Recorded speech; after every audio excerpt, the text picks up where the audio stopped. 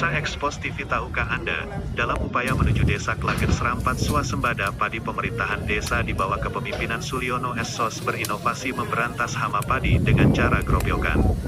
Senin tanggal 12 Desember tahun 2023, pengendalian hama tikus ini relatif lebih sulit karena sifat biologis dan ekologinya, yaitu tubuhnya yang fleksibel, mudah beradaptasi, berkembang biak dengan sifat prolifik, yaitu beranak lebih dari 5 ekor dalam kurun waktu terbilang singkat, yaitu 21 hingga 24 hari, serta memiliki tempat persembunyian yang sulit dijangkau manusia. Gropyokan merupakan salah satu teknik pengendalian hama tikus di areal persawahan dengan memburunya secara langsung. Lubang-lubang aktif yang dicurigai sebagai sarang tikus disiram pakai pompa air setelah keluar tikusnya lalu dipukul. Kegiatan gropyokan tikus selain memiliki tujuan utama dalam membasmi hama tikus, juga dapat menumbuhkan sikap gotong royong antar para petani.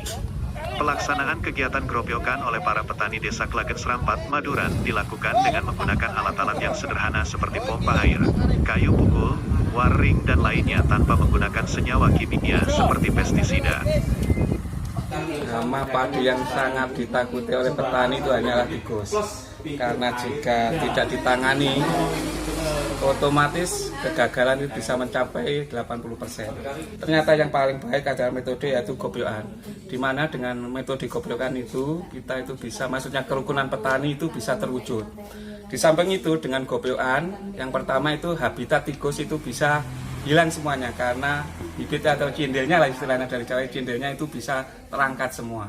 Oh, kalau gropyok, namanya gropyok itu dilakukan bersama-sama. Jadi metodenya, caranya nanti kita membawa pompa, di mana di situ ada lubang-lubang tikus untuk persembunyian. Yang tikus itu mempunyai banyak trik, yaitu ada satu tikus itu ada lubangnya 3, yaitu untuk tempat menyimpan makanannya, untuk beranak dan untuk perlindungan atau keluar itu, atau namanya labirinnya lah, jaringan labirinnya itu.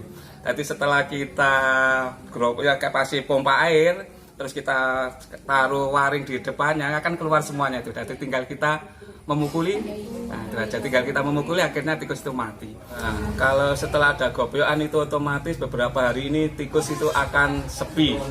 Maksudnya akan sepi dan pasti masyarakat itu secara psikologi akan damai. Dulu itu setelah belum ada gropyokan tikus pakai listrik, itu rata-rata ibu-ibu itu khawatir.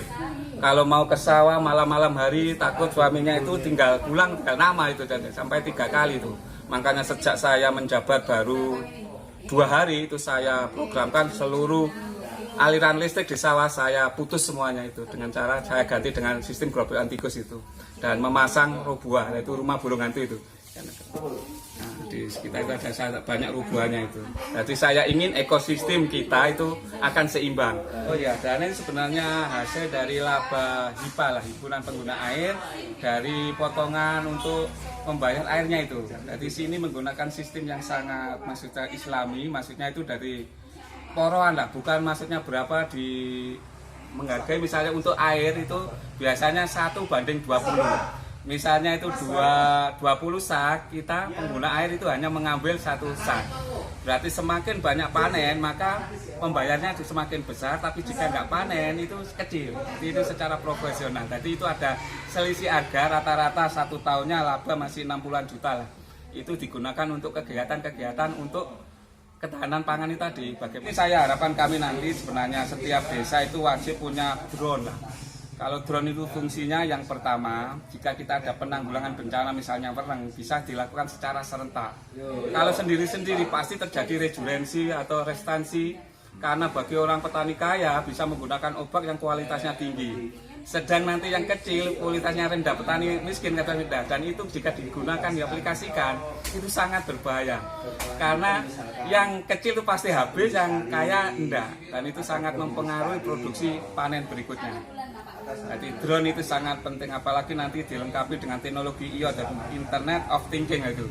Jadi dengan menggunakan drone itu ada datanya, pH-nya itu berapa, maksudnya itu PO-nya di dalam tanah itu berapa, suhunya berapa, itu sudah terpenuhi. Jadi pemakaian pupuk, pemakaian obat itu bisa terlihat dari data drone itu.